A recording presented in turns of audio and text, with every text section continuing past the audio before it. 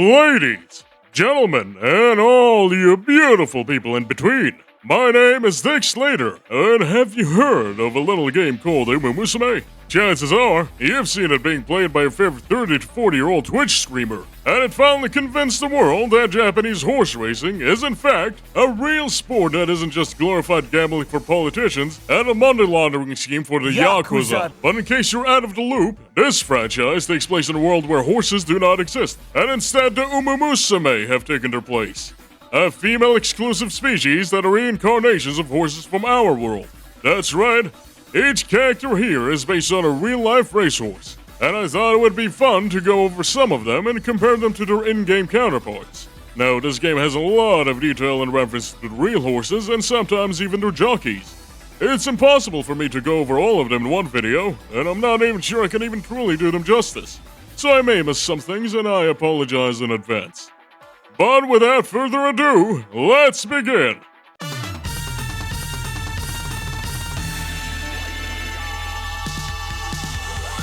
Let's get some basic facts out of the way. An Umamusume based on a stallion will have an accessory on her right ear, while a mare will have it on her left. It should be noted there's an exception to this with fine motion, who is classified as a hermaphrodite. Another smaller detail is the generic trackwear available for the characters. Males will wear shorts, while females will wear bloomers. Here's a small tip, a lot of people don't know this, but you can actually enable these uniforms for racing in the options menu. If you were wondering why your horse only sticks out in anything aside from a G1 race, then that's why. Anyhow, keep the design detail of the ears in mind for the rest of this video, as it's an easy indicator of the horse's origins. I wanted to firstly touch on the most well-known horses before getting to the more obscure ones. Since the game's global release, there have been two characters that stole the spotlight that I wanted to go over. Starting with Haru Urara, the shining star of losers, the horse that never gave up. Going unsold at an auction, she was straight to be a racehorse despite not having much aptitude for it, and thus she got last place on her debut race. A first step taken towards the path she will lead for the rest of her life. Most racehorses usually run around 20 races or so, and a lot of the ones in Umamusume have about a 50 to 75% win rate. Haru Urara had 113 runs and a win rate of 0%. It was around her 87th consecutive loss that Japanese media outlets took notice of her loss streak and her persistence to keep going. They began to spread her story, and she garnered many fans who admired her dedication, even getting the attention of the Japanese Prime Minister at the time, Junichiro Koizumi, who said he'd want to see Haru Urara win at least once. He'd have to wait a long time, however, as Haru Urara went into retirement on August of 2004. And would not race again until May of 2019. She entered the race for retired racehorses, and at 23 years old, she gained her first ever win. Haru Urara in Umamusume takes up after her real-life counterpart pretty well. I mean, the resemblance is uncanny, don't you think? Her persistence, despite her losses, is reflected in the character with her cheerful and upbeat attitude. And even in the fact that she's the only girl who still smiles in her losing animation. Her strong inability to win races comes not due from her actual stats, but due to her outrageously lopsided aptitudes. More specifically, having low turf aptitude in a game with mostly turf races. This is exemplified in the Arima Keenan race, which due to being a long turf race causes her almost to always get last place. It is possible to win this race, however, you'd need just as much determination as the real Haru Urara to do so. Getting first place in this race is considered the holy grail of Umamusume careers, as it can only have one shot. Haru Urara is one of the most popular characters in Umamusume, to the degree of even having her own spin-off manga. Her game popularity did actually have an effect on her real-life counterpart, as recently many people have started sending in food to Haru Urara after she went viral online. As of today, she is 29 years old. These are the final years of her life, and I truly hope she is appreciated till the end. Next up is everyone's favorite, Gold Chip. This girl is mostly known for her wacky and chaotic personality. But would you believe me if I told you the real horse was even more insane? This white guy was known for his unpredictability and aggression. He was insubordinate and churlish. This horse is definitely an eccentric, to a degree that cannot be matched by any other. Goldchip was in short terms unprofessional. He would randomly try to kick people around him, which includes other horses. This happened so much that a ribbon was placed on his tail to warn people not to stand behind him. And he had many unpredictable outbursts that resulted in unforeseen losses on races he theoretically should have won. The most well-known of this is the 12 billion yen incident, where as the name implies, 12 billion yen was lost in betting due to the fact Goldchip decided to rear back and face the right, presumably to intimidate the horse next to him, leading him to start late and finish second to last. You see, Goldchip is a really strong racehorse. If he had put in the effort to try and win, he would usually do so, but he was too busy harassing people for fun or trying to look cool for that to happen. His jockey used to pray before every race, not for victory, but for Goldchip to act like a normal horse. He wasn't always this way. For the first 3 years of his life, he was described as being very tame and polite. But after that point, he gained a certain intelligence, as it would describe. He was too smart for his own good, and he had somewhat of a human behavior because of it. He would get frustrated and angry when he lost races or training matches. He had a competitive spirit underneath all his arrogance. Despite that, he would often throw a tantrum if not given much time to play before training. He was very photogenic, and actively made funny faces around people because he knew it made them happy. He also didn't speak normally. He was described as barking instead of neighing. When he retired, he became a breeding horse, which he was a big fan of doing. He had an incredible fertilization rate of over 96%. His trainer openly stated that saying the word mating in front of him is enough cause to get him erect. It's said that many of his mares fell in love with him after mating, since he often loved them back and treated them very well. He did have a preference towards younger mares compared to older ones though, which is an odd trait since most stallions wouldn't care about something like that. Post-retirement, it was found that he was still in perfect health. He never truly went all out on the battlefield, but he's happy, and it's theorized he was playing the long game, simply to live a peaceful life at the farm. His in-game counterpart reflects much of Goldchip's behaviors, most famously the fact that she would kick the trainer after a race. Even those who are unfamiliar with Umamusume probably have seen this before. Her general cavalier attitude and wacky antics aim to mirror that of her real-life counterpart.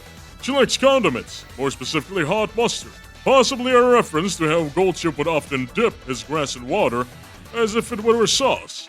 In her career campaign, she is led by a mysterious voice in her dreams on a golden journey towards the land of Eden. Golden Journey being the name of Goldchip's father's Hong Kong name. In that same career mode, Tosin Jordan is one of Goldchip's rivals. A reference to the fact that Goldchip hated Tosin Jordan and would often try to kick him whenever he found a chance. Allegedly because he found Jordan to act too bossy. The previously mentioned 12 billion yen incident was recreated in the third OVA of the anime series, even down to the shouts of the announcer. And lastly, the 6 buttons on her uniform represent the 6 G1 races of her real-life counterpart. Goldchip is probably the most popular character in Umamusume as things currently stand, having her own spin-off manga and being the official mascot for the Umamusume YouTube channel. As for the real-life Goldchip, he's living his best life, I would say. I wish he stays in good health for years to come. Alright, now that those 2 big ones are out of the way, let's be real here. There isn't gonna be much to be said about the upcoming horses. Not every horse has a story like Urara's, and not every horse has a personality like Goldchip's. Most of them are just regular racehorses, and that's fine. There is usually one trait or event which occurs to each of them that was the influence and inspiration for their depiction, and that's what I'll be focusing on for the most part. So let's get through them, shall we? Silence Suzuka. She's presented as reserved and straightforward, as well as being a prodigy of racing. Her real-life counterpart is much of the same, being a legendary frontrunner and having a demeanor to match his name. He was so fast, however, that eventually his body couldn't handle it, and in the 1998 Tenno Show Autumn race, he broke his leg at top speed. Yet, despite being in a situation where any other racehorse would have thrown their jockey off or become frightened, he remained calm and gentle, carefully slowing down and moving away from the track, not showing pain or fear. He tried to walk in circles to show that he was okay. He did not want anyone to worry about him. He lived up to his name even in his final moments, and at 4 years of age, Silence Suzuka was euthanized. His jockey, Utakitaki, believed that his horse was protecting him. This event is referenced in Silence Suzuka's career mode, where she suffers a fractural injury, which she thankfully recovers from after some time. Her counterpart had 1 brown hoof and 3 white ones. This is reflected in her choice of shoes. Tokai Teio. Her real-life counterpart was unique in that he had a very flexible build, made him quite springy and bouncy. He was notable in the way he walked, dubbed by the fans as the Teio step, a move that is referenced by the character directly as well as being the emphasis for her skill names. This springiness, however, was the cause of repeated leg fractures for Teio, having 3 major ones total, which is why she holds up 3 fingers in many of her poses. Teio was notable for being a very good-looking horse, having several photo albums made for him. I don't believe that this is ever referred to in the game, but I thought it was amusing. His game counterpart looks up to and admires Symboli Rudo, who is his real-life father. Her uniform has 4 buttons on it to represent his 4G1 race wins. Daiwa Scarlet. Her career storyline revolves around her rivalry with Vodka, which was based on the real-life rivalry of the 2 counterparts, as the 2 were mares that were the same age and faced against one another repeatedly. In 2008, she was the first mare to win the Rima Keenan in 37 years.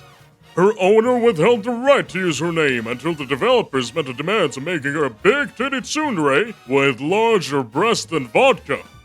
The 4 white pearls on her tiara represent the 4 G1 wins of her counterpart, Mayano Top Gun. She has very little to do with her real-life counterpart, and everything to do with the movie he was named after, being very aviator-themed.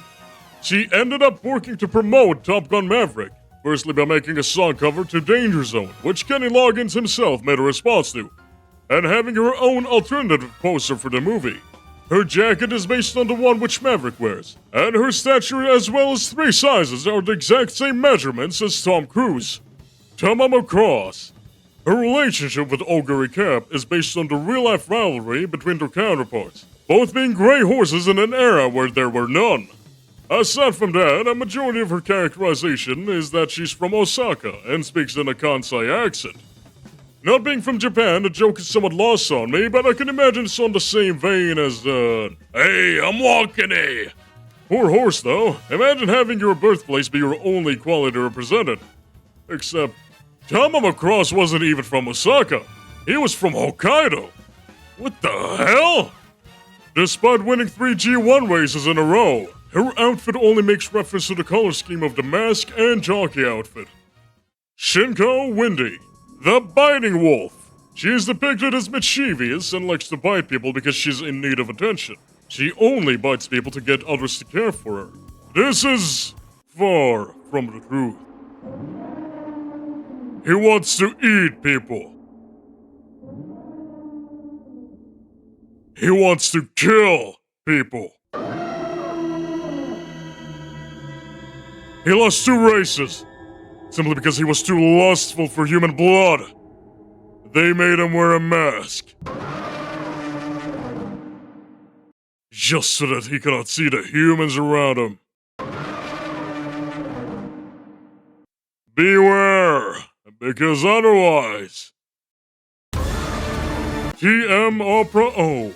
There isn't much to the real-life counterpart of this one, aside from the little interesting tidbit that his nickname is based on a Fist of the North Star character. It seems that the characterization mainly comes from the opera part of his name, although one interesting theory is that the design of the character was based on the jockey, Ryuji Wada. Of all things, this seemed odd to me, but I can definitely see the resemblance. I just thought it was interesting to point out. Super Creek. I remember looking at this one a while ago because I was curious why this of all horses was depicted as the mommy one. All mares become breeding horses during retirement after all. I was wondering if this one just happened to have an obscene number of children.